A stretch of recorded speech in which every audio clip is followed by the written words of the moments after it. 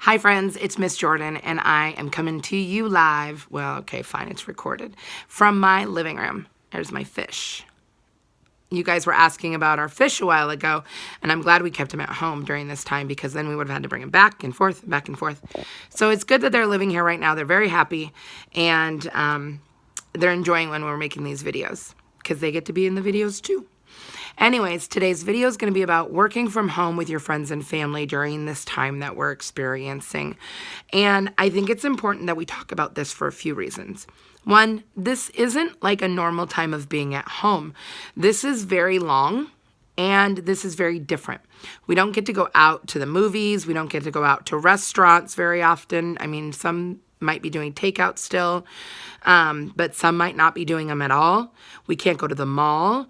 We can't go to even playgrounds and parks that are near our house. And it's important that we recognize that these kinds of situations can make us feel like we're in the blue zone or the yellow zone. And when we feel like that, it's important that we recognize that and we tell our family that. They don't know we're in the blue zone or the yellow zone unless we tell them. And they may see it and they may wonder, but it's important to use your words. An example of that is this weekend. I didn't sleep very well. I was feeling pretty blue and then in the blue zone. And if I don't tell my kids that, they don't know. And so when I do tell my sons, Wyatt and Nash, hey, you know what? I'm not feeling really good today. I'm really tired and the weather's yucky and we can't go anywhere. And I'm just feeling a little blue zone. They can help me by being extra kind and helping out around the house. If they didn't know that, they may just go on about their day and not know what's going on and why I'm not feeling great. So it's very important to use our words and to tell our family. It's also important to be kind right now because everybody is having different feelings about being inside and not being able to go out. So when we're extra kind to people, it makes them feel better, even if we don't know how they're fully feeling. We're going to take some time to look at some videos that we've made for you. And we're going to look at if it's expected behavior or unexpected behavior with working together. We're going to look at seeing if Wyatt and Nash, who are in the videos, are being kind, and if they're having expected behavior, and if there's anything they could have done to change how they acted during the situation. All right, so let's take a look at our very first video. We're going to look at Wyatt, who is kind of taking over the table of the dining room, and Nash's response to that during their work time.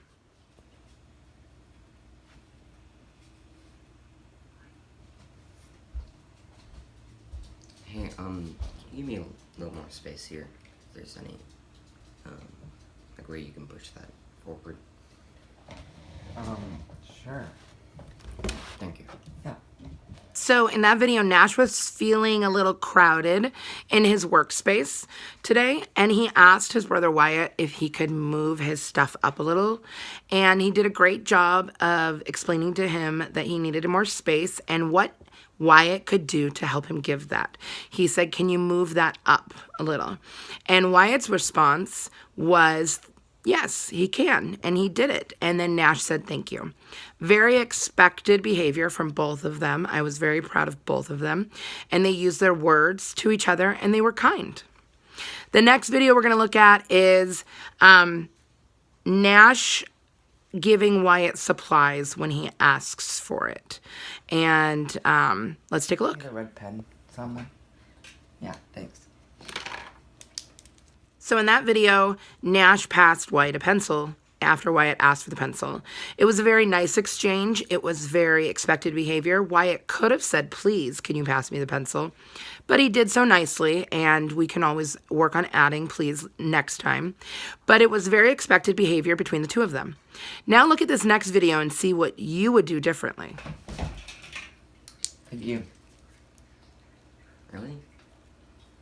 Now in that video, that was not expected behavior. Wyatt, to get to the pencil or the pen, pushed Nash's computer almost closed all the way. Nash's response was, hey, what are you doing? And Wyatt was oblivious and didn't know what had upset Nash. He said, what? And so that was definitely unexpected behavior.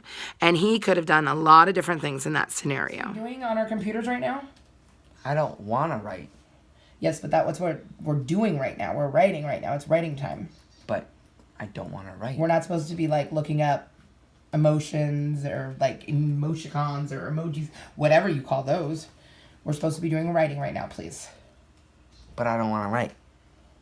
So in that video you just saw was Wyatt and his acting debut of response to me saying he didn't want to do his writing. He was just kidding for this video to show you some unexpected behavior to when our parents are asking us to work. I don't think Wyatt would ever say that to me. However, I know he's feeling it. And you guys might be doing the same thing.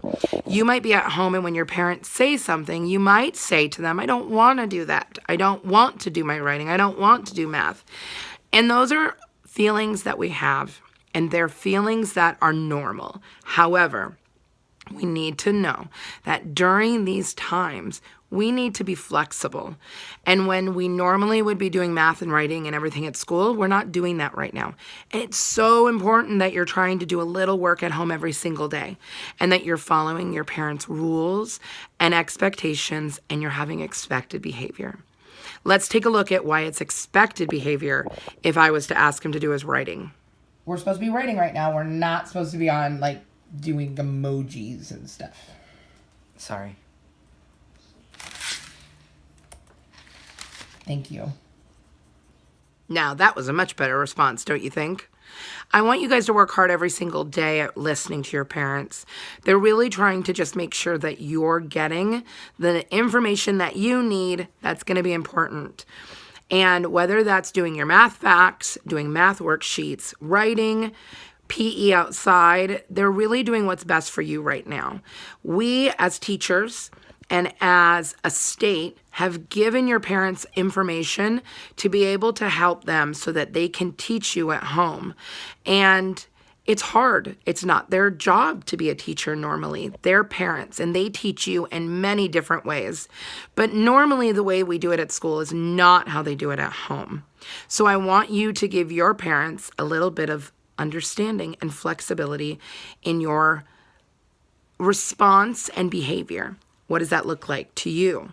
That looks like having a whole body listening, being kind, and doing your work that is asked of you.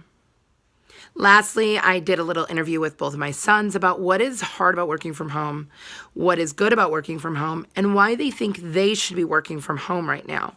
So here is a little snippet of each of those interviews.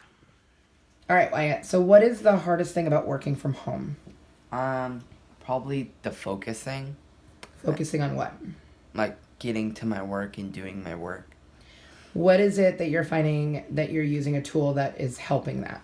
I have my separate desk away from everybody else so I can focus better without any noise. Nice. Why is it important to do some schoolwork at home right now? Because I'm in 8th grade and next year I'm going into high school and like there's some stuff that I haven't learned and I'm learning it at home right now. All right, so what is the best thing about working from home? I think the ability to work with my parents on creating a flexible schedule for me. How come it's important to do schoolwork at home right now during this closure?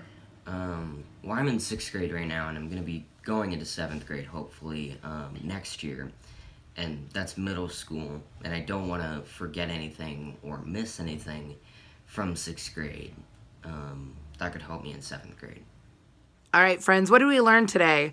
We learned some expected behavior when working with siblings and our family, and we learned some unexpected behavior and what to watch for. And it's very important that we're watching out for these things because these are experiences that we've not had at home before. And while you've worked with your brothers and your sisters and your family and your cousins a lot at home, we've never worked with them in this kind of way. So please remember to be kind to each other. Use your words and use your tools and ask for your breaks. What are some ways that you're working with your siblings? Do you share a desk? Do you read to your brothers or sisters? Do they read to you? I would love to know. Some of you might be working very independently, and that means on your own. And that could be a good thing too. Wyatt has to work on his own, as he mentioned in his video, because then he has no distractions, and that's a tool for him. And it's working really well. Nash also likes to work independently. Sometimes they come together to work together. Here's one of those ways. So one of the ways that they like working together, non-school stuff, is Legos. And so this is them building some new Lego sets that they got since their work is all done for the day. Some of you are probably thinking, I have no siblings, brothers, or sisters. I got this. But I want you to remember that you are working with other family members. So these things are helpful no matter who you're working with. Whether you're working with your mom, your dad, your uncle, your cousins, your grandma. We're working with people now in ways that we've never have before. And it's important that we use our tools and are being kind and respectful during it, no matter who you're working with. So whether you're working with a sibling, a brother or sister, that's what sibling means, or your family or friends, make sure you're being kind and having expected behavior.